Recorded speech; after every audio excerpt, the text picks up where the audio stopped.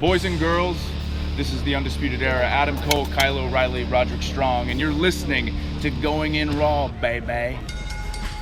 This is the glorious one, Bobby Roode, and you're watching Going In Raw. What's up, it's your girl, Sasha Banks, the Legit Boss, and you're watching Going In Raw. You like that? Hey, friendo, Steve here. And Larson. And welcome back to Going In Raw, the only pro wrestling podcast you need to be listening to, found here at youtube.com/Steven Larson, recorded live on the Twitch at twitch.tv/Steven Larson, and of course, found anywhere audio podcasts can be found. If you're listening to us, leave us a review, a rating, or a comment. It goes a long way towards helping Going In Raw grow. Yeah, we're also on the Patreon at patreon.com. Man, we've got this Friendo Club TV thing, bonus content. Today we power ranked the top 5 ways for each of us. That's 10 ways Otis's Money in the Bank run could come to an end, from Steven Larson. Spoiler alert, all mine involve meat. One of mine involves a titty.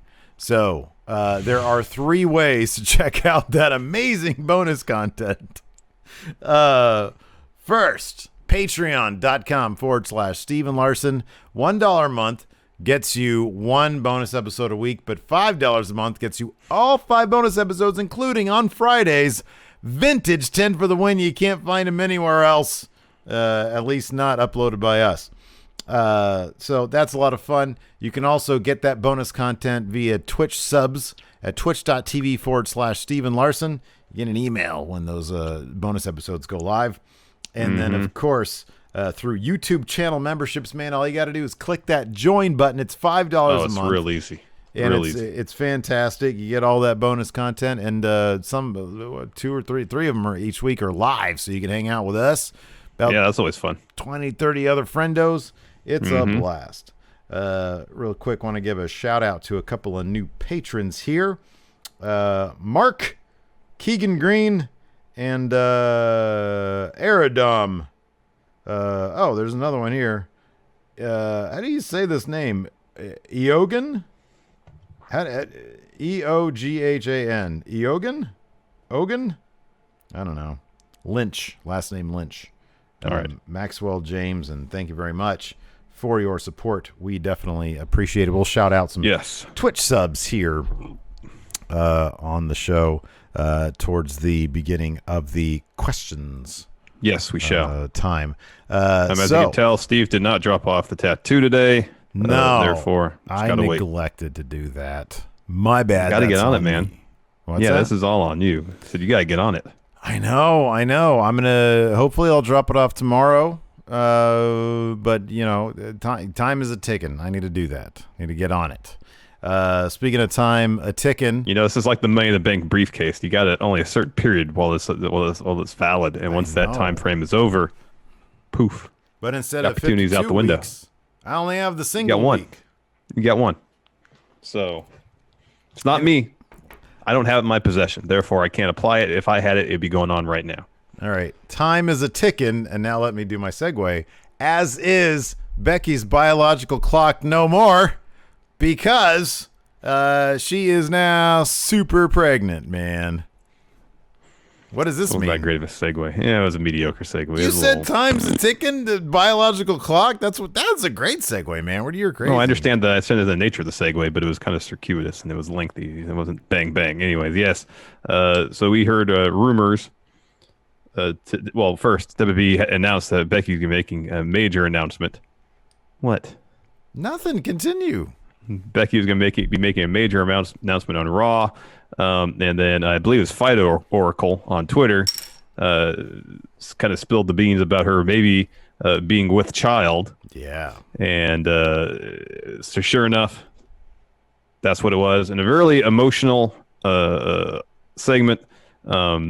She gets out there. She can't even contain her emotions. And it's at once, I don't know, man, there's a lot going on here. It was great. It was fantastic. The segment was great because it felt completely genuine, 100% heartfelt.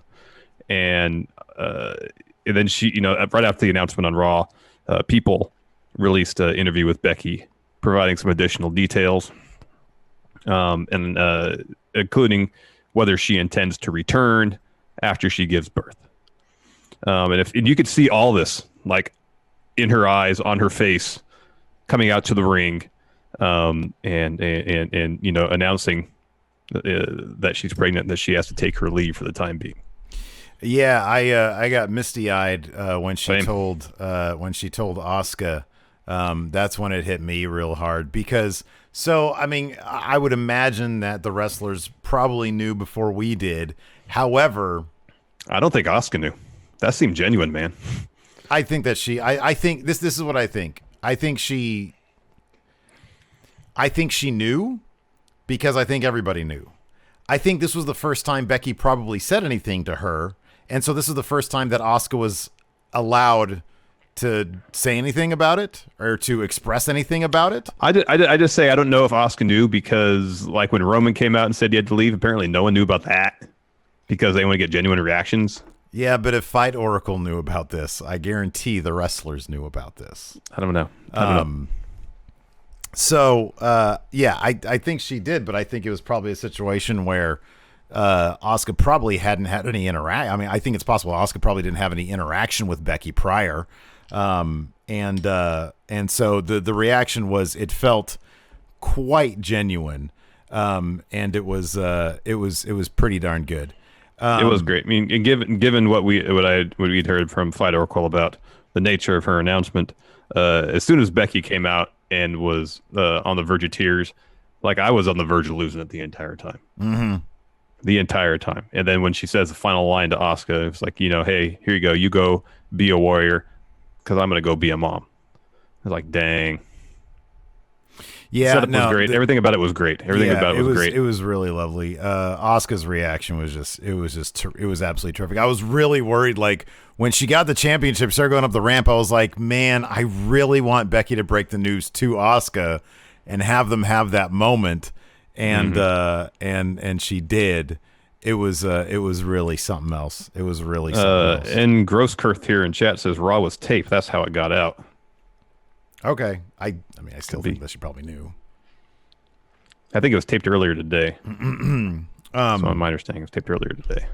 So no, I thought it was it was absolutely terrific. And then Raw was really, beyond that, Raw was really interesting. It's kind of an odd show. There was a lot of good stuff. Like, I'm cool watching Andrade and Drew McIntyre wrestle every week. This felt like an empty Raw after Mania. They were, I mean, nobody really debuted necessarily, but they did sort of spill the beans, or they did announce rather, a sort of a change in philosophy. Evidently, this was at the request of both Fox and USA to do some inter-brand mingling. Unfortunately, that's kicking off with Baron Corbin fighting Drew McIntyre. I don't need more Baron Corbin in my life. I really don't. So that was not the best thing in the world. Although I understand the networks wanting to do this. It is what it is. I mean, I'm not sure. This was a really good Raw, and I think ratings are definitely going to spike because of at the very least, because of the Becky Lynch thing. Yeah. But beyond that, it was just really compelling. I thought the Seth Rey Mysterio thing was really cool. That was really good. That was really good. I like the tension amongst Zelina Vega's faction, especially with everybody laughing at Austin Theory. That was fantastic. Yeah. Especially after he got Claymored. Guards were talking trash to him, was great. Yeah. The Street Profits basketball stuff was pretty bad. That was pretty lousy. Yeah, so I'm assuming next week the Street Profits they might be better at, like, axe throwing or something. Are they going to do something else? It was. Look, I didn't like it. This isn't one of those things that was bad and Steve liked it. Okay, this is one of those things where I can kind of appreciate, because one of my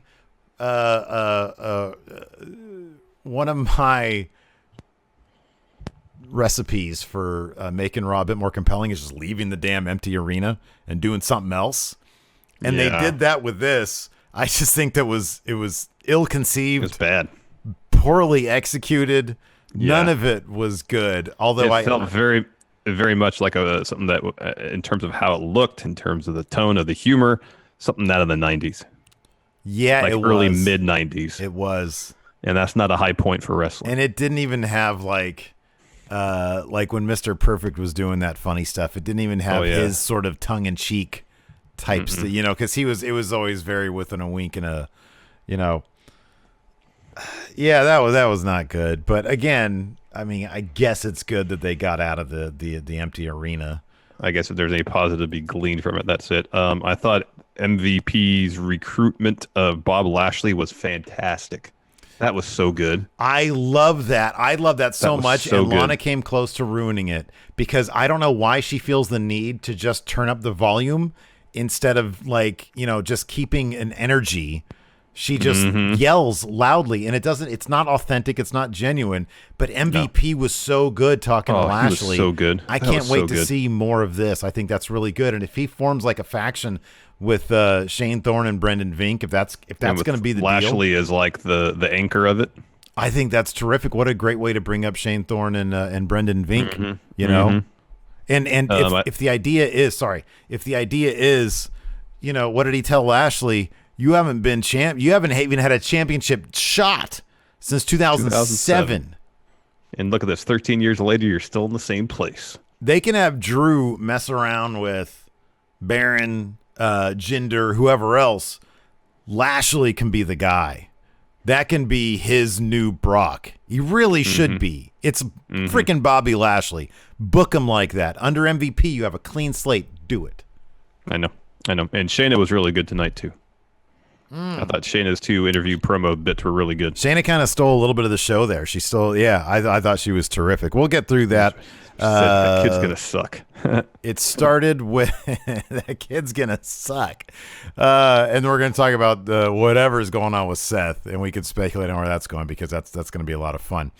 We've talked about the Becky Lynch promo. We'll recap it step by step. She walks to the ring with the Money in the Bank briefcase. She said this is no ordinary night for her.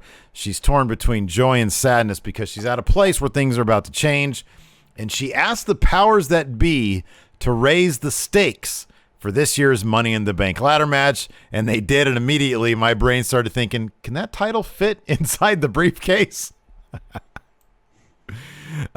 She talks starting at the Performance Center, gets really emotional. She learned that people do care, and those people put her on their shoulders. The fans who've had their back, she grabbed onto them when she didn't have anybody else. So she wanted to tell the fans first. She has to go away for a while. Out comes Asuka, and Asuka starts yelling at Becky, saying, "This is mine. This is the briefcase. That's mine. That's mine. What are you doing with it?" Yeah.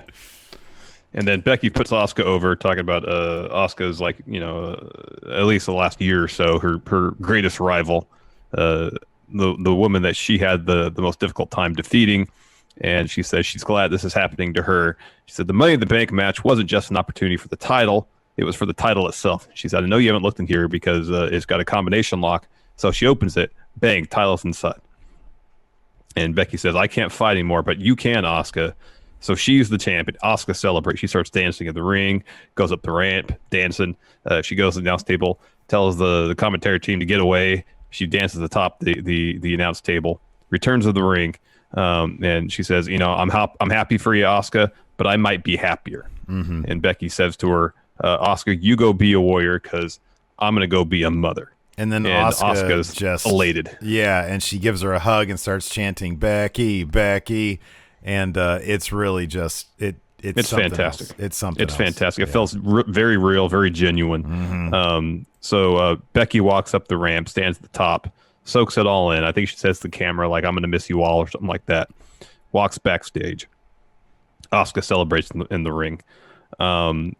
After commercial come back, Becky's supposed to have an interview. Instead, it's basically most of the faces come up to her, start congratulating her. I got the people story up. There's a couple interesting quotes here. As far as making a potential return, this is what she had to say. Quote, it's such a joyous time, but then such a sad time too. I love this. I'm giving my life to this. I've achieved everything I want to achieve in this business. I don't know what the next chapter is because I only know what it's like to think for myself when I'm by myself. So I don't know what it'll look like and how my priorities shift and what I'm going to want in the future. So everything's open. I can't, especially when she was leaving, it didn't feel like retirement, but it felt like goodbye for potentially a very long time. Yeah. Potentially. You never know. When you have a kid, your life changes completely. Your priorities do shift. So, and she mentioned it on Raw, and she mentioned it here in this people thing, that it's a joyous time, it's a time of sadness, because this is something she has dedicated her life to since like the age of 16, I think. Pro wrestling has by and large been her life. She hasn't always, any job she had was to facilitate more opportunities, potentially pro wrestling. I can imagine that it's a joyous occasion because she's gonna be mother, and according to this people thing, this is something that she's always wanted, and so it's great. It's exciting. Same time, she has to step away from the thing she probably knows best and has been all encompassing in her life for about half her life. Mm-hmm. So, like, and I mentioned earlier, all that was written on her face when she came out was great joy, but also great emotions. And when she was standing on top of that ramp, kind of soaking it all in, potentially for the last time, and you could see that, when she's staying in there, takes a deep breath, just looks out into the performance center and says, "I'm gonna miss you guys." And I won't say with any degree of certainty that was goodbye, but it definitely could have. It just felt like to me like it could have been. Yeah, I suppose so. I mean, I think that I don't know. I have no idea. I mean, it's far too early to speculate on what the future might hold for her, because we don't know how what her mindset's going to be, after having the child, after spending a great deal of time with it, raising it. Is she going to be eager to come back? Is she not going to be? It's way too early to speculate on any of that. But it just felt like, to me, seeing her up there, especially at the end, like that could have been it. Yeah, could be it. Well, I think it would have been the same if she knew that was going to be it for a year. I mean, this has been her life for like ever, her entire, whenever she stopped being an airline attendant or whatever she was. No, she was doing that while she was still trying to wrestle, I believe. Like this has been her life for ever. And the idea of even stepping away from it, like right literally now, like when she's at her peak, at her hottest, like she main evented WrestleMania a year ago. Yep. This is like at the top of the game. She's, even if she had to leave for a year, which she certainly will at the very minimum, then, I feel like she'd be pretty overwhelmed at this point. I personally would be shocked if she was gone for good, just because, I mean, she's a career lady. She's a working woman. Like, there's people have kids all the time and they still. Oh, absolutely. I would be totally shocked if she left for good. Yeah, I would be too. I'm just based on kind of her vibe.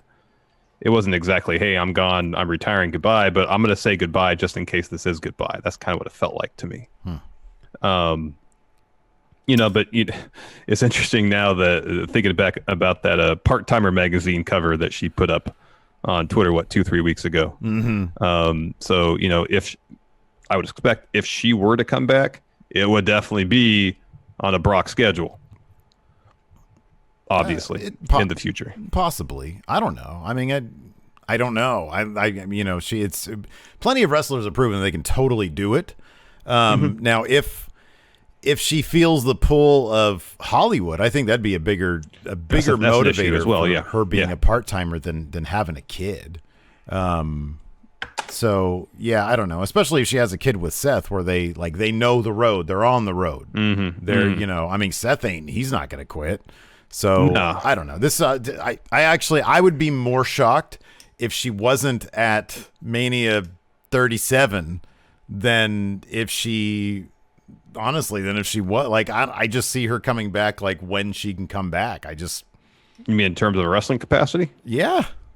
Okay. Well, that's a year from now, pretty much. So I mean, they have all the money in the world to have all the help in the world to have them raise this kid the way they want to, and continue like dominating the wrestling industry.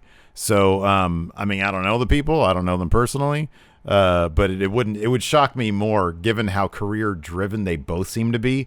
It would shock me more if she decided to hang up the full-time schedule when, when the little one, when she poops out the little one. So that's my take. I don't know. Remains to be seen. It just, I don't know, just the vibe I got was, don't know what the future holds, so this could be goodbye. Yeah. After that, we had Bobby Lashley versus Humberto Carrillo. This was a no DQ match. Yeah. Why? What was the motivation on that one? Was it, because of the gauntlet, huh? Yeah, they had a match. Okay, they had the gauntlet thing. And and then Lashley got himself DQ'd because he lost his cool. Lashley beat the crap out of Humberto. Okay, that makes sense. Yeah. So, yeah, there was like a chair involved here. My internet cut out when I was recording this match. I mean, watching it. So I didn't get the finish. Lashley won with a master lock. Oh yeah, the full Nelson. Mm-hmm. Yeah. Humberto ended up tapping out. Some people here are schooling me about parenting in chat. What were they saying? Some people don't want their kids to be raised by a babysitter. So we don't that's really not my know preference. at all. That's not my preference, but everybody does. Everybody, you can also hire an on-the-road nanny just to go back there while you're having a match. they'll have I'm sure if they don't have a bus already, they will have a bus. I know exactly. It's possible. Lone Rider says, Steve, that's not how kids work. What does that mean? You do know that I have parented a lot of kids. But have you done it being on the road 200 days a year, Steve? No, but I know how kids work. After that, we had the Street Profits and the War Raiders balling up. Well, at least the warm-ups for this. Yeah. This wasn't great. It was all about the thing where the War Raiders apparently at one point said, anything you could do, Street Profits, we can do better. Mm-hmm. And so Street Profits challenged War Raiders to some basketball. First, Street Profits talk. And then War Raiders come in. They got their entrance gear on plus basketball shorts. And Hanson has the basketball. He's like poking at it. He seems confused by basketball. And then Ray Rose like, why they challenge us to a game of basketball? Why not something cool like axe throwing or people throwing or sword fighting or something like that? And Hanson says, we got this. We just got to be physical. And Ray Rose like, well, we got to be careful of fouls, right? And Hanson is like, fouls? What? It was just bad. It was bad. Yeah. Especially, okay, here's the thing that makes it, well, I'm not even going to get into it. Why bother? No, it's just, tell me. It's just bad. It's just bad. It's bad. Okay, so if the big ruse was they're really good at basketball, were they just doing this because there was a camera guy there? They're acting fools because there's a camera guy there? Because if this is a private conversation, which sometimes people have these private conversations, there's no consistency with the laws of the WWE, man. I guess that's my point. No, they're trying to build this world. And there's no adherence to the rules that they put forth themselves. Agreed. Here's the thing. People in the locker room, they have private conversations, right? All the time. But there's a cameraman there, okay? So we're supposed to imagine that they don't know or don't realize that there's a cameraman there that's broadcasting their private conversations. Well, here's the thing: is WWE wants to have it both ways. They want to make it seem like it's a cinematic experience where there's a camera there, but it's not actually there in the locker room with these competitors. Right. It's photographing a fictional thing. At the same time, they want us to believe that it's real. Is there? Hey, listen. You can't have it both ways. Is there a name for that? Because we've talked about that idea before. Kayfabe. Okay, well, yeah, they're kayfabe in the camera. Okay, that's fine. But in the world of cinema, there's like the point of view camera, where you are the person. Totally, yeah, I understand. That's just a convention of the cinematic language. Is that if there's a conversation happening, if you want to be projected on the screen, you need to record it with camera. No, I know, but I'm just kind of curious. Like, in film school, going back, I don't remember there ever being some sort of delineation. No, because that's just the cinematic language. It's been established for like 100+ years. It's just movies. They want it to be movies. It's movies. And then sometimes they don't want it to be movies. Yeah. But it's like WWE, for the most part, refuses to adapt what should be a cinematic presentation and instead they just have two people in frame in a way where people no one ever has a conversation just standing next to each other. Yeah. Like that at like near the first stage center or near catering. This doesn't happen like that, much less with a camera in front of them. It just doesn't happen like that. It's the best thing TNA ever did was the fly on the wall stuff. That's true. That's true. Best thing they ever did. That's what just I was like, you know what? Either the cameraman was motivated, like a sports guy, like a sports camera guy who is there and everybody knows he's there. But then 90% of those conversations should never happen. You know what I mean? No, I know. I agree. I totally agree.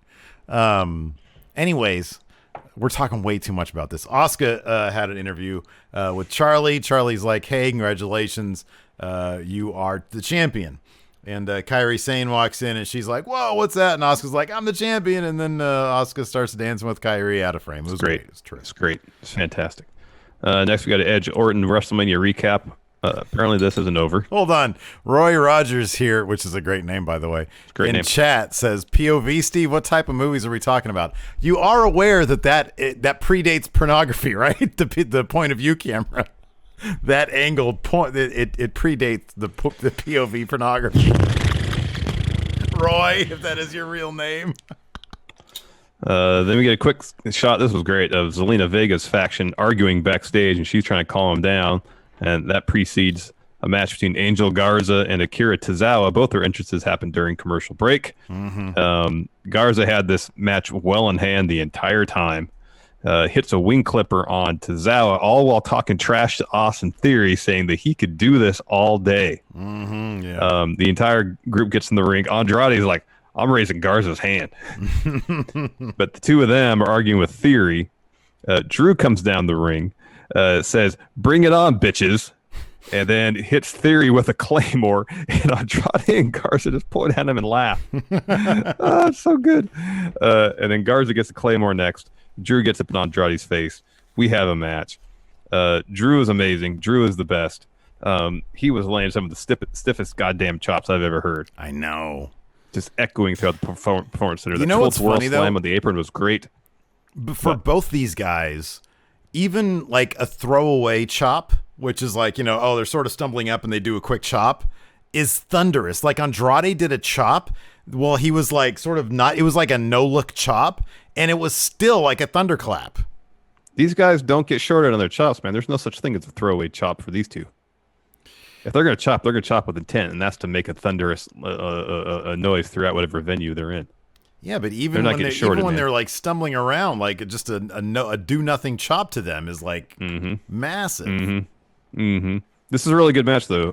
Andrade was, at one point, he was getting beat up, so he went under the ring, and Drew pursued him, was fumbling around under there. Andrade grabs his arm and rams his shoulder into the apron and continued to work the arm throughout the match.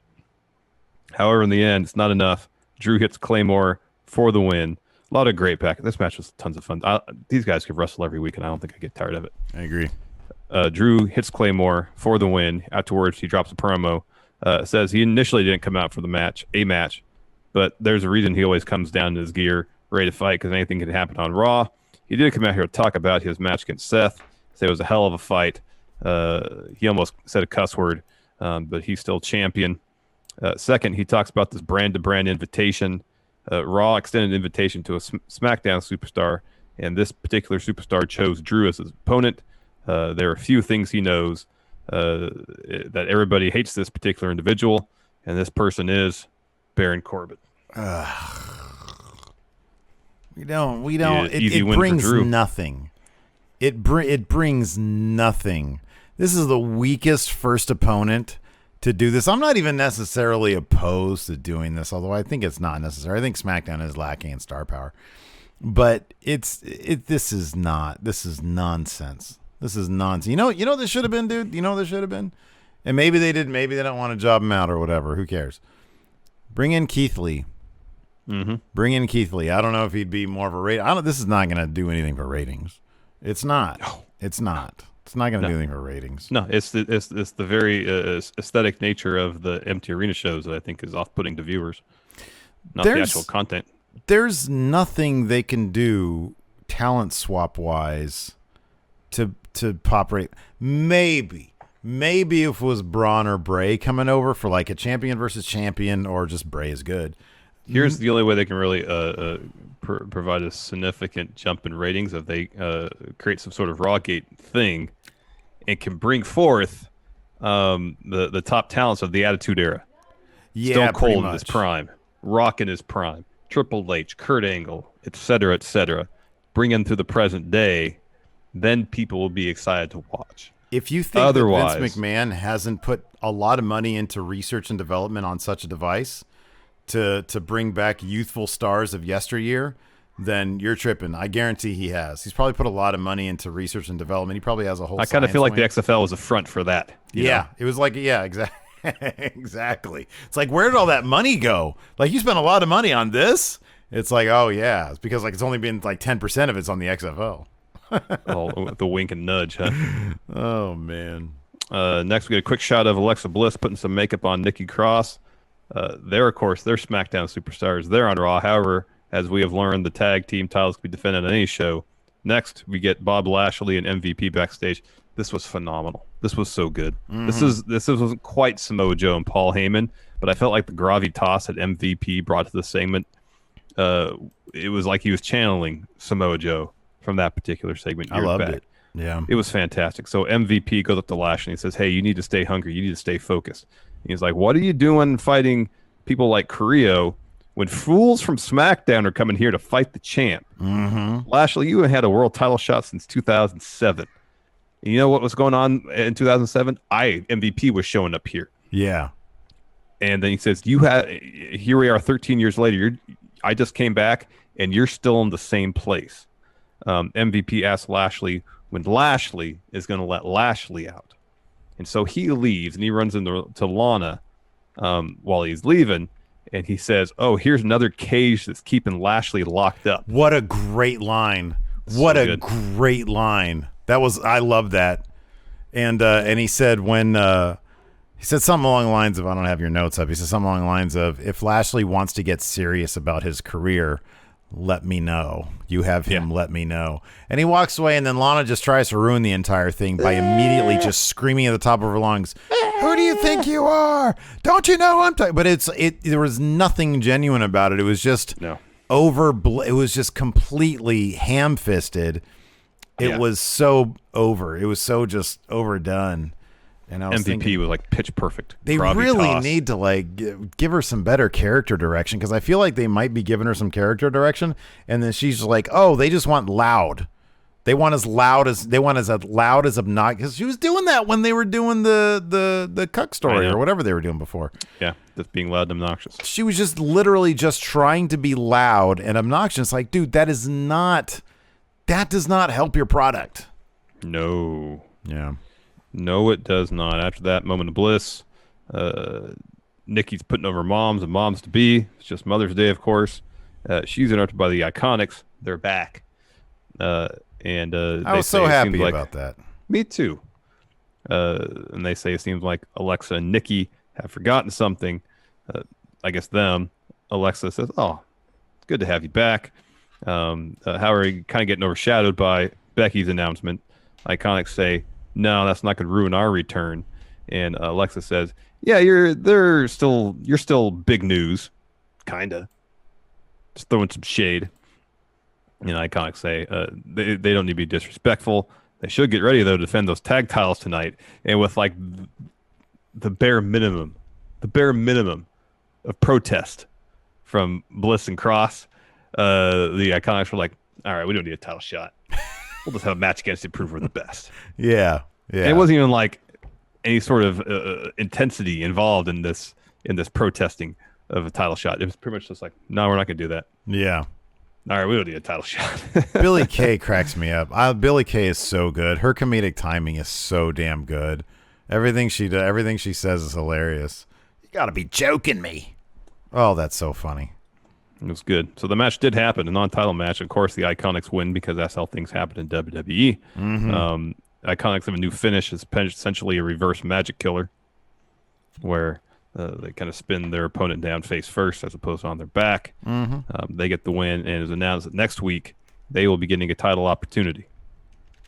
Yeah, which they won't win, but I'm really glad they're back. Hopefully they're back for a little while. Hopefully they get some other, what other women tag teams are there now?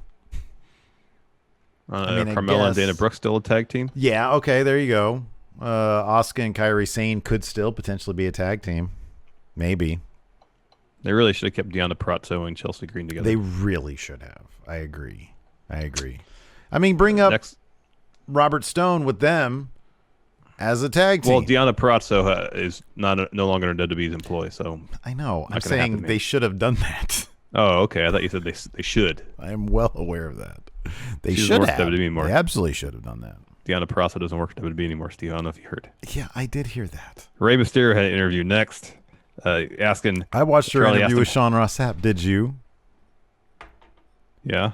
I just saw a little bit of it on that he posted on Twitter. It looks terrific, though. Go check it out. I read the transcript. Yeah, I read a little bit of that, too.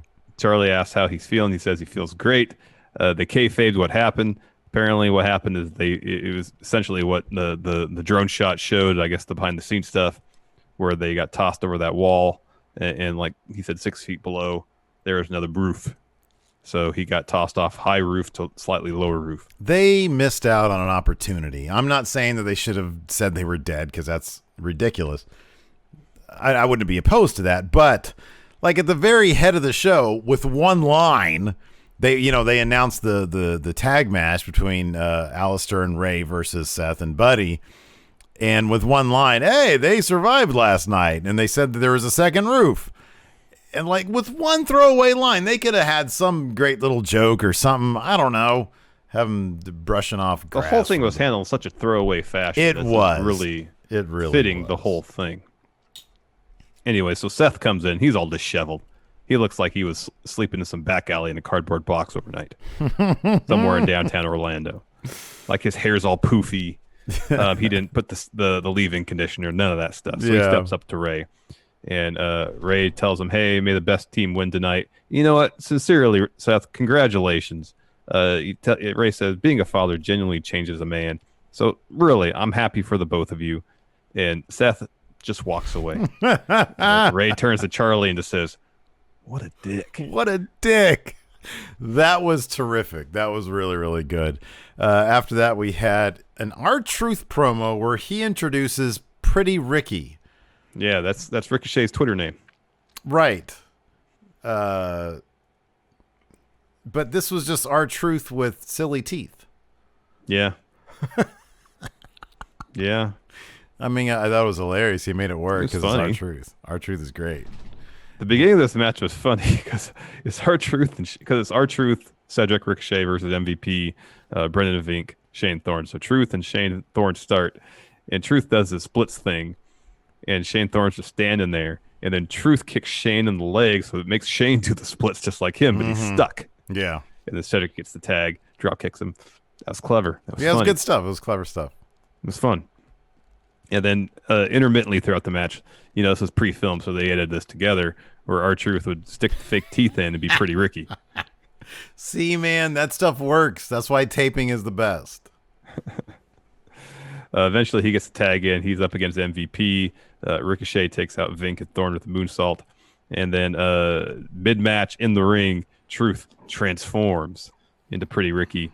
Eventually, though, he has to spit out the fake teeth, so the ref's holding them. That distracts MVP. Truth hits the lie detector for the win. After that, Lashley storms the ring, destroys R-Truth with a spear and a full Nelson. MVP comes back of the ring, hits him with a couple kicks. And Lashley tells MVP, hey, we need to have a talk. MVP says, all right, let's go have that conversation. All good stuff. Yeah, it was really good stuff. Byron especially was hilarious here. Byron was really, really good. He was cracking up over Pretty Ricky. After that, he was really selling it. A Jinder Mahal interview where he seemed to babyface himself. He says, it wasn't entirely convincing, however. No, he said he's honored to be back on Raw. I'm happy that my old friend Drew is WWE champion, but as former WWE champion, I deserve to be celebrated by the WWE universe. I've learned from my prior mistakes, so now as my journey back to the top will be a hero's journey. And then he smiles. Yeah, he had like a Finn Balor smile. Yeah, You can't just babyface yourself, man. Actions. Oh, it's good though. Actions. It was great. I thought it was really good. It was really good. I'm happy excited to Vintage see back. him versus Drew, man. Hell yeah, man. So we got a quick shot of AJ grabbing a seat to watch this last ride special preview. I don't know if you notice the color of his tights, purple and gray. Yeah, and he was wearing an Undertaker t-shirt. Yeah, Yeah. he's kayfabed himself as Undertaker. Before that preview, though, we get a Shayna interview. So Charlie asked Shayna, what's your reaction to Becky's announcement?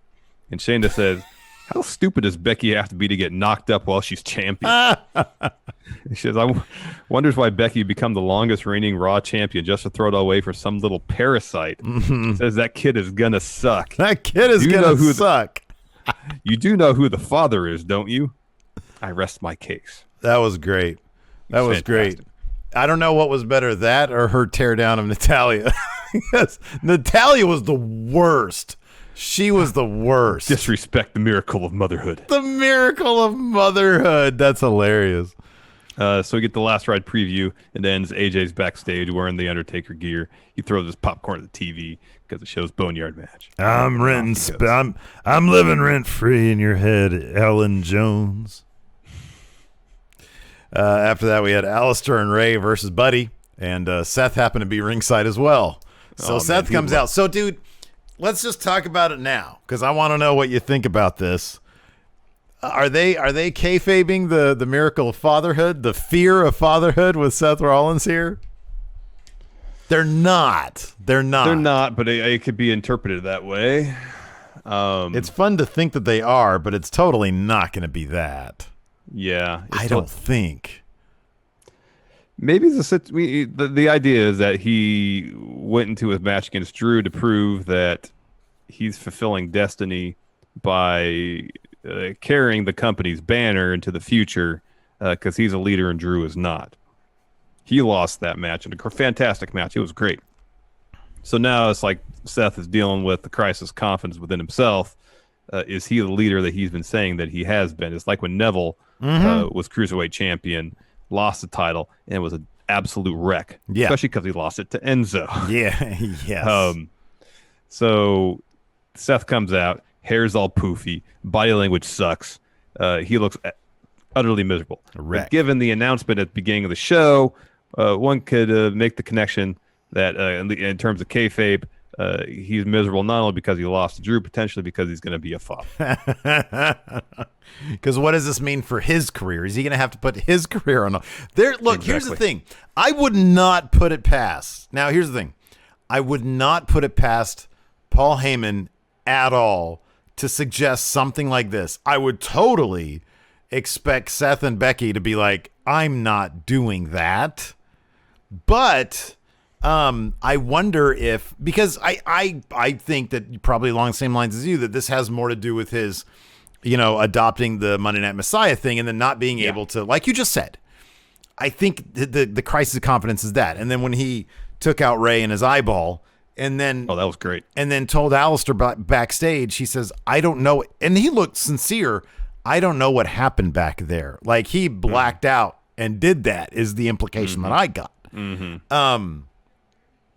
I would not put it past them to try to angle this some way into the father thing. And in fact, if they're clever, they could be pretty effective with it, but they would run the risk of making it really tacky.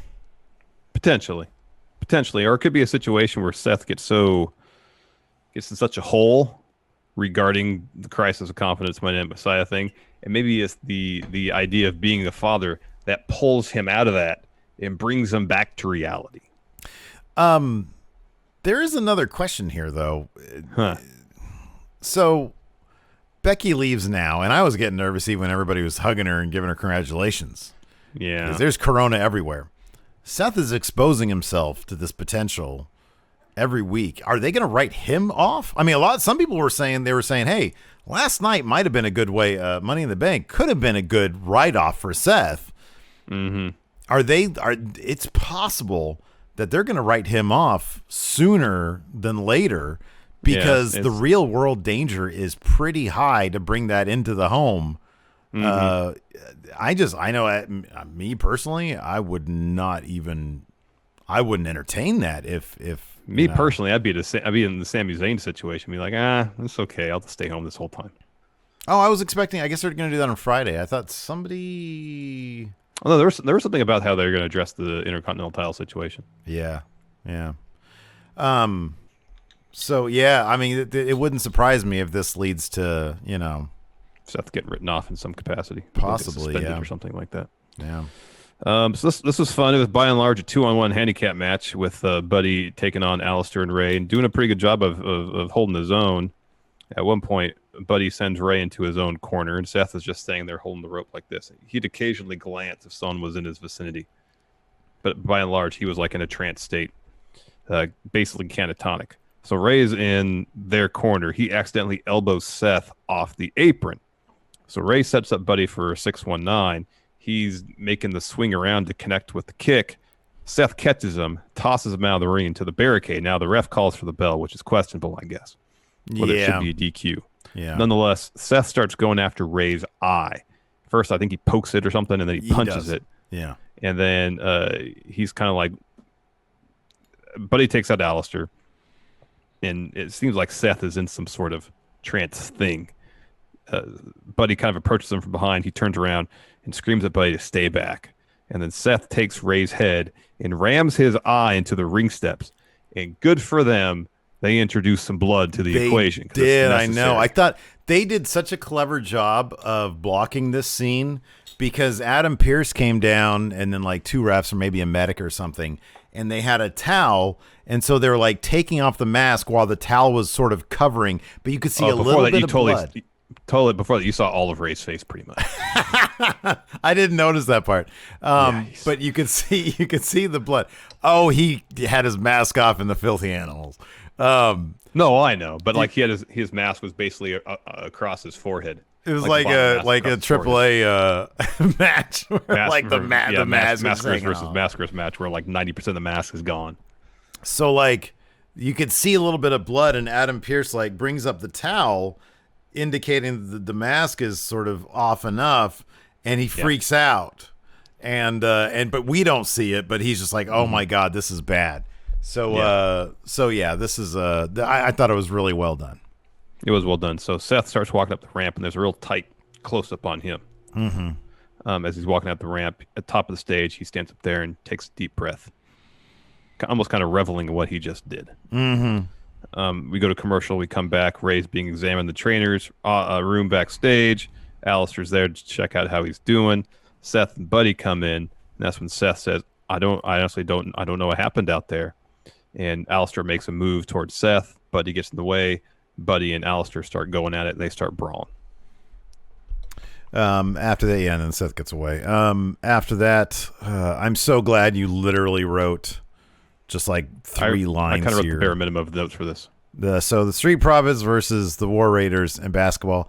I knew this was going to be bad, but I chuckled at it in the beginning, but it was just really bad. So the Street Profits are warming up for a basketball game. As the Raiders look on, they understand, oh, this is how you play the game. They go for alley-oops. Goes bad. Sorry, one. Rowe compares Hansen to a basketball because Hansen like tosses the basketball up over the basket. He's like, well, if we need another one, we have one here, pointing to his belly. We have one here, and he points to his tummy. So the game actually happens. Dawkins tries to check the ball in. Hansen doesn't know what that means. Profits get the first score, and then dawns on Hansen. Oh, we had the ball first. And then Rowe drains a shot at the buzzer, so the War Raiders only lose 74-2. But then they're like, yeah, that's right. Okay, so we have another. So Shayna's warming up backstage. Natalia steps in, and she says, it's so overdone. How dare you disrespect the miracle of motherhood? Shayna laughs it off. And says, what do you know about motherhood? You're never going to be a mother. She said the Hart Dynasty is going to die with you, you know. Oh, that was so good. That's right. Shane what's Nelson from The Simpsons? Oh, Shane yeah. is totally that. Yeah. 100%. Yeah. Ha ha. Yeah, she kind of That's has the only Nelson's thing voice missing. too. I've noticed that in the past. So then we're introduced to some post-game stuff with the Street Profits War Raider stuff, and the Profits tell them, "Hey, good game. They won 74-2." Rose says, "We let you win," and then Hanson just starts draining threes. They even earlier on they referenced The Last Dance. I'm convinced Vince is in love with The Last Dance. I mean, it's really series. good. No, it is really good. He should be. Yeah. But it's written all over the WWE's product right now. I did like that Joe compared Ivar. So that's Hansen. He said he's a Scandinavian Steph Curry. Yeah, that was pretty funny. Joe was really good in this episode. He had a bunch of lines. There was one where he was talking about. I love it whenever anybody goes too far, and I think that he was talking about Seth and the Ray Eye thing. He was like, you know what, man? I'm a man who will go to extreme measures to present myself with opportunities, but this is crossing a line. You know, I like this when was he just does that. sadistic. Yeah, that was good. It's like Yeah. even Joe has his limits. Mm-hmm. So in the end, at the end of that, Hansen dunks, and Street Profits are just like, well, now we got to think of something essentially to one up them at. Mm-hmm. I will say that Ray Rose jump shot form didn't look that bad.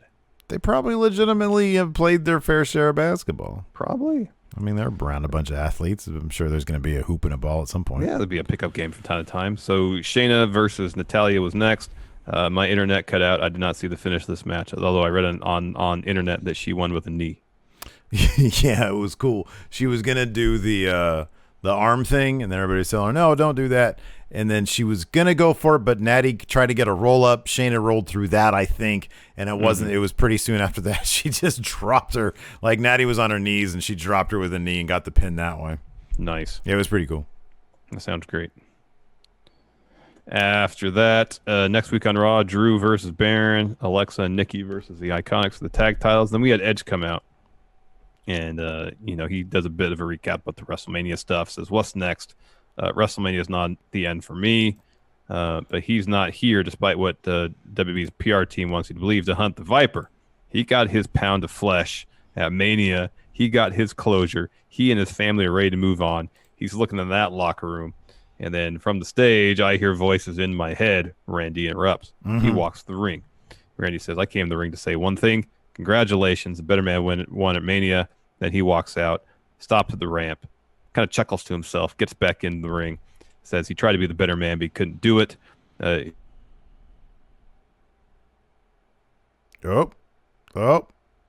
Looks like we lost him. He says, Randy says, it's true the better man won at WrestleMania, but there you are. You're back. You're back. That was weird because you froze on my screen. Oh my goodness. So anyways, I just said one sentence. I said, it's true that Randy said the better man won at WrestleMania, but the better wrestler didn't. Orton says he's been hiding behind the stipulation matches. He doesn't think Edge has it in him to be the better wrestler anymore. He doubts it's in Edge's eyes. Orton says that all the grit Edge has matches Orton's natural ability. Match. Sorry, can't match. Oh, Orton's yeah, natural can't match. ability. And all that passion can't shake the ring rust. So Orton challenges Edge to a match at Backlash in a standard wrestling bout. Charlie asks Edge, do you accept the challenge? And Edge kind of no-sells it. And Charlie says, well, if it does happen, it'll be the greatest wrestling match ever. What? And it just hung there like a fart. It was just terrible. in the air. Terrible line. Terrible line. Standing there like, that? what? This is the WWE. Those matches don't happen. That was a bad line. Maybe it'll be the greatest wrestling match ever. It's going to beat Okada Omega at Dominion. No. Was that the fourth one? The fourth one was the best one. The last one, yeah, that one was really good. Ooh, that was so good. That was really good, man. Yeah. I don't think it's going to be that. You need a number one. You have to have it. Wrestling is one of those things you need. If you're going to have a 5-star match, you need a crowd. If you're going to have honestly, if you're going to have a 3-star match, you need a crowd. I mean, pretty much any wrestling match is enhanced by a crowd. Yeah. Yeah. You gonna do questions? Yes.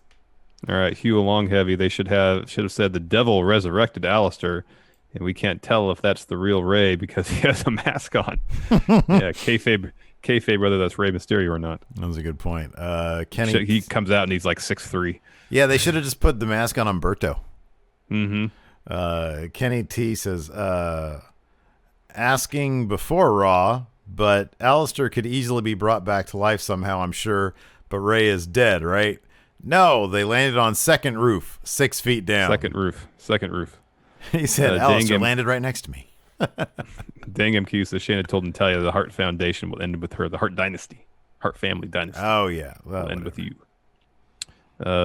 Teal Jesus Fernandez, I have a feeling the DQ was supposed to be when the Ray eye thing happened and they botched it. Oh, that's a possibility, I guess. Yeah, it was a little suspect. I mean, look, during tag matches, they always let the non-legal people get a little bit of stuff in, or they try to do it on the down low. So this is a little weird. Maybe because Seth took it outside the ring and not inside. That could be. Rand Wildman thrown off a building, maybe lost an eye tonight. Terrible 24-hour span for Ray. Really bad time for Ray. It's been a rough spell for old Ray. Says, so if impromptu matches / segments keep just happening, does that mean nothing is planned for the show? How in the kayfabe does that happen? So I think that in kayfabe, they have a loose schedule, which they understand because of the chaotic nature of the wrestling show and environment. It's open for changes on the fly. Mm-hmm. Mm-hmm. You can honestly just read the Boom Studio comics, and all that stuff is in there. Explains it all. Mm-hmm. Red Enigma. The thing about the mask is that people should already know what Ray looks like. I know, but I'm old. Since he's gotten back, he's been very careful to protect it. They have, what do you call it when you de-kayfabe something? I mean, it's a retcon. They kayfabe retconned Ray's Filthy Animal days when. Well, they didn't respect the continuity of WCW storylines from that. And yet, period. You can find all that on the network. Exactly. The network is not kayfabe, and yet they talk about it endlessly on the show. Cruel irony. Dang him, Q. No way Jose will be on Quizzlemania. That's awesome. That is terrific. How do you think he's going to do?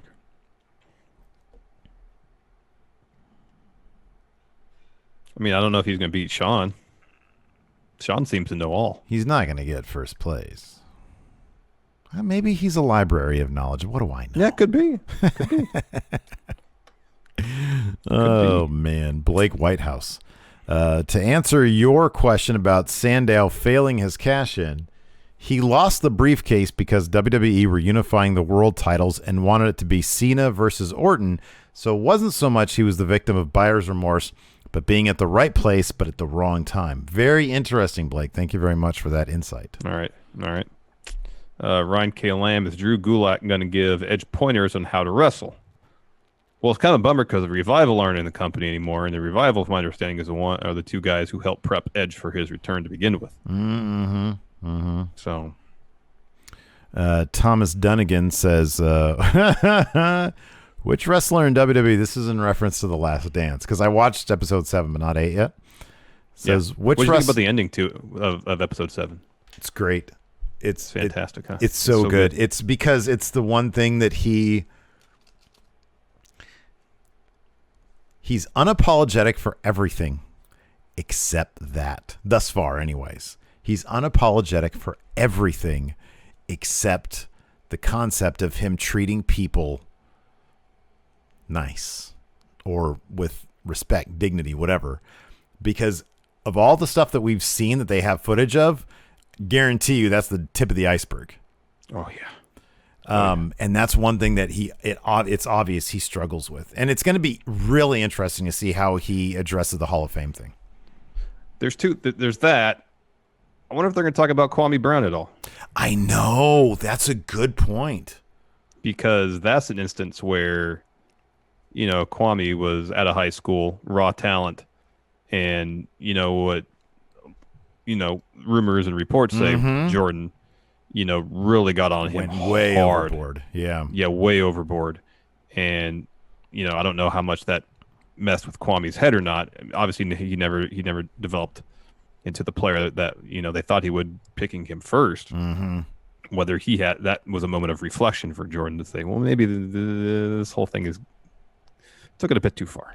I don't know. Anyways, that's something to talk about. We'll talk about that. But no, I thought it was fascinating. I really did, because the way they cut that with the montage. We'll talk about it. Thomas Dunnigan. In reference to Jordan calling, I believe Scotty Bullard, was that his name? Yeah. Calling him a hoe. He said, which wrestler in WWE should be calling others hoe while talking trash? None of them.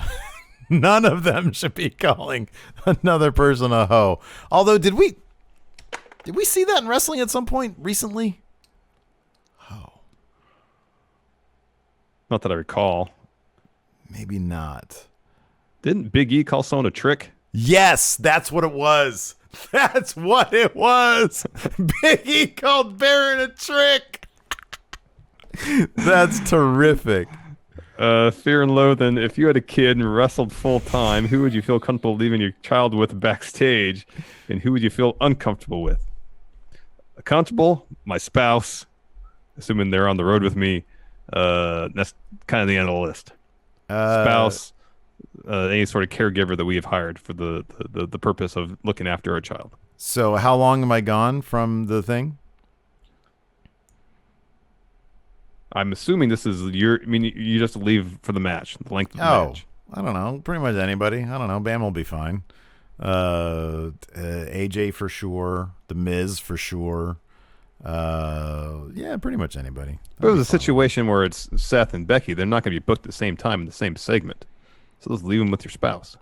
Yeah. Look, they're going to hire a nanny to go on they have tons of money. It's not that difficult. It really is. It's not the logistics aren't difficult. It's whether they want to do that or not. That's the thing. Yeah, two people who have spent their entire lives building their careers are all of a sudden going to want to just do nothing. I don't think that's going to be the case. I don't know, man. You have kids, sometimes priorities change. That's all I got to say. Not everybody wants to raise their kid on the road. TK Omar. Mia Yim is live. Hit her with the raid. Not a bad idea. The Rain Trigger. Have you guys listened to the new Talkin' Shop podcast yet? The hoots are back. I couldn't stop laughing after the first episode. No, I'd like to. I just haven't made any time for Carl Anderson lately. teased. Did you see that tweet he said in September 2019? We had a choice. We made the wrong one, apparently. And in 64 days, he said they're going to talk all about it. So apparently once their no compete clause is up, they're just going to shoot. Then I know what I'm going to start listening. Yep. Fear and Loathing and kayfabe. How did Becky get her hands on the Money in the Bank briefcase? She said in the promo, she talked to the powers that be. Mm-hmm. That's how. Okay, but no, that's different though, because Asuka had it, and then Becky evidently absconded with it. Yeah. No, it's like it was probably a situation where the powers that be know the deal. They maybe went to Asuka and said, Asuka, we need to keep this for safekeeping until you can have your thing with Becky here on Monday night, and at which point you can have it back. This is a good point. Hold on a second. You're right. That sounds good. I would leave the kid with Bray. Every time Firefly Funhouse comes on, Bama is mesmerized. So I would have her go to Firefly Funhouse. All she would love it Fiend there. In. Who from SmackDown would you like to see Drew face? I'm down for Drew versus Daniel Bryan. Seconded. Drew versus Daniel Bryan would be phenomenal. Oh, God, that'd be so good. Drew versus Big E. Give me that. Oh, big men slapping meat. Yeah. I'd love slapping meat. I'd love it. Die Hard Homer. Could Seth be written off TV by becoming increasingly more violent? Yeah, he gets suspended. What if they suspend him for a year? They say you're gone for a year. Or worse, they send him to SmackDown. Oh, no. Send him to NXT. That'd be rad. White Brownie 92. If they're going to have brand split matches, give me Io versus Asuka. I mean, yeah. Yeah, no, okay, so that's the thing, man. I know the networks are probably like, we want Raw and SmackDown to do stuff, but put NXT in there, man. Mm-hmm. God, they're annoying. Mm-hmm. You got that right. Dangam Q says, tonight was not Becky Lynch, it was Rebecca Quinn. Well, they're the same person. Becky Lynch Becky is Lynch is the character, and that's her Rebecca Quinn, that's her name. that's her kayfabe name, and there's a shoot name. So Shoot but name. the same They're person. the same individual. Yeah. But one's a character and one's a real person. Boomtail, Seth was despondent because he found out Becky was pregnant with the rest of us. I'm telling you, she didn't tell anybody. Do you know that? No, I don't know that. El Hombre. Hey, you want to do a second neck tattoo predictions on that one? No, because I don't know if we're ever going to find out for we'll any find sort of, out. like, decent source. We'll find out. El Hombre Jirafa, Julian Ernesto Abril. Do you think that Buddy and whichever one of the author of Pain isn't injured, could they work as a tag team in the interim? They could. They won't, because they don't look like each other. So Vince isn't going to do it. Yeah, I know. Jonathan says, freaky that Becky and Seth kid might end up looking like Sami Zayn. Oh, no. Oh, no. What if it ends up looking like Big E? That'd be amazing. Oh, well, Sam, man. I think he means Sammy and Seth. You know, there's some similarity in appearance. You know, Sammy's gonna cut the reddish hair, as does Becky. I don't think he's trying to say anything untoward was happening. I think it's just the potential that it could end up looking a little bit like Sami Zayn. What if it's a Steve Nash situation? Oh gosh, oh my gosh, that poor guy. That's my favorite NBA story. That's rough. It's that, and then the Kermit Washington punch. That's what they should do. Dark Side of the Ring, but for basketball, the Kermit Washington punch. Oh heck yeah, man. Let's see here. Thayer asks, should Kyrie turn on Asuka and feud with her for the belt? I got the vibe that maybe Kyrie might turn on Asuka. Yeah, that's entirely possible. That might be a thing that happens. No, people are telling me that's not Becky's natural hair color. Okay. You got to put on a second neck tattoo now, apparently. No, I don't. That wasn't what the bet you're proffering was. That's whether she told anybody.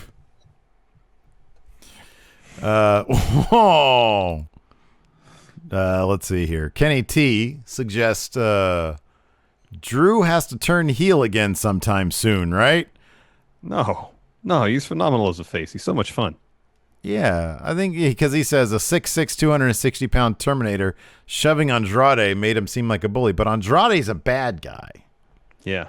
I like that. I like when the good guys go around and shove. Good guy does not mean pushover. You got that right, bud. Baby face does not mean a pushover. You got that right. I like baby faces who are action now. Action Proactive, now. not reactionary. Right, the real people. Stand up for what they believe in, not pushovers. Meet boys. Those are the baby faces I can get behind. Meet boys, Drew, Seth. Meet girls, Becky, Charlotte. Hugh Longcave is apparently behind on the details. Hey, Steve, did you catch that scumbag who stole Big Red? I'm looking at that scumbag right now here on camera. Steve. Oh, watch this! Look, it's our episode of Dark Side of the Ring. Yeah. Here we go.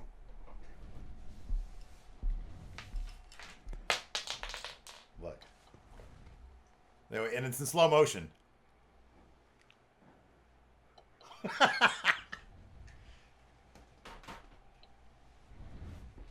Yeah.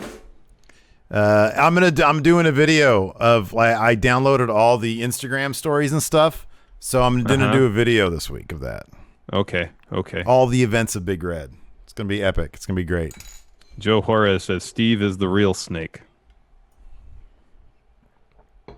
Rude and unnecessary. Apropos, and thank you for speaking the truth, Joe. Wow. Let's see here. Although I definitely appreciated the comments. It was the story was so complex and in depth that the heel face dynamic was so muddied. Some people were saying you were the heel. Some people were saying I was the heel. There's no heel or face with us. It's just story. We're just people. Just people. Right, true, and dramatic. Hey, that's a good point. I should do a Going in Raw snake shirt of me because you wouldn't let you do you. No, I wasn't going to let that fly, man. Let's see here.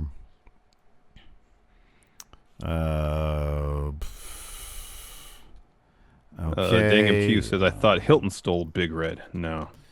No, but he's still a piece of shit, so. Let's see here. Excellence of Flexecution. I wonder if this Viking Raiders comedy shtick is what was meant for the revival. So I don't think it was, but, I mean, yeah, they were meant to do a comedy shtick. It would have been just as bad as this, so. Yeah. Yeah, it would have been real bad. I don't think it's like a swap one for the other, though. Because on one thing, they're on different brands.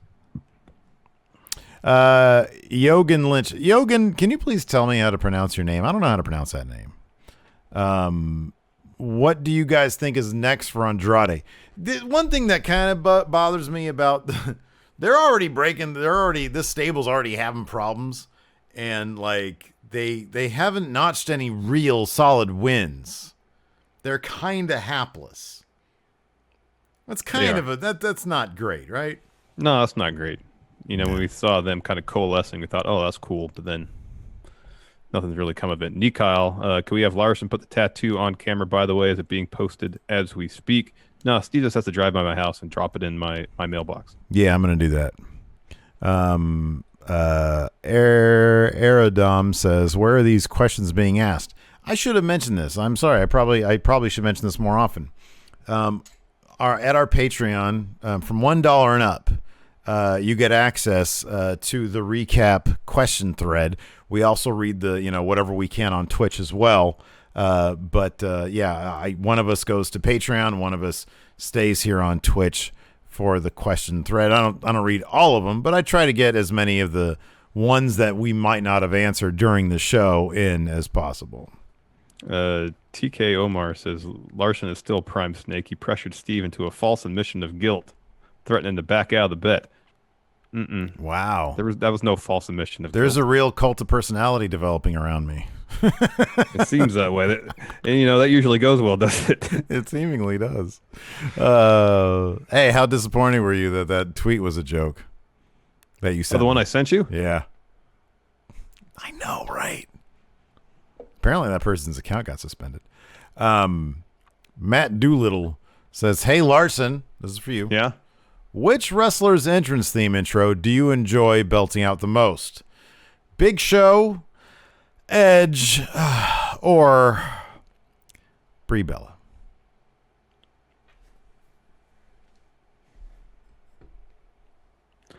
Well,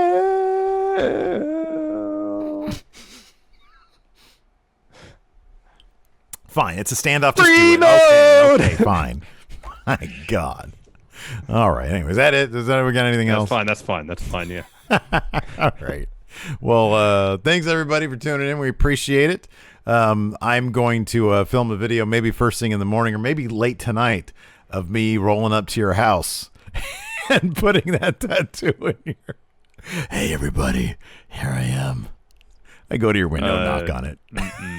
Here's his address. No, thank you. No. Oh, anyways. Oh, everybody's asking for a raid. Let's see who we can raid. Me, I'm still online. If anybody's around, let's see who's that. Mia Yim is online. What about this? James is online. He's got like 4,000 people. We have almost 300. So I don't know if he'll even notice it because it's like a drop in the bucket. But I love James, and I think it's a good. I think it'd be cool to rate him. Yeah. So please, everybody, give James our love. And be nice to him. And we'll go ahead and do that. If I can set that up, raid channel. What the hell? Here, I gotta follow James here. Oh, hold on a second. Make sure I don't get his audio. Okay, cool. Follow. Okay, and then do this. Raid channel. Oh my goodness gracious. Oh man, it's always so easy prior to this. There we go. Okay. All right, we're gonna start that in 9, 8, 7, 6, 5, 4, 3, 2, 1. Thank you, everybody, for tuning in. We appreciate it. And until next time, we'll talk to you later. Goodbye.